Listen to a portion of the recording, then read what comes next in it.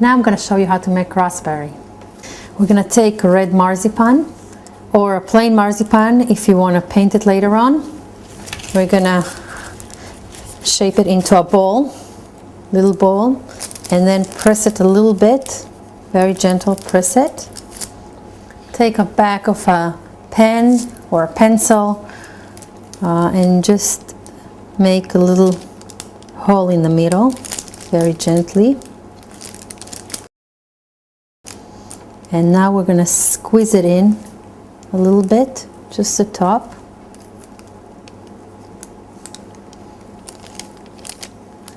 We're going to take it to make some holes in the grater again and roll it around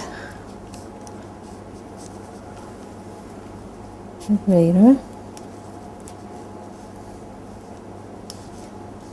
And we're going to use cocoa again. It's an option, it's not a must. If you want, you can use it. I'm going to take the cocoa powder and put a little bit inside the holes.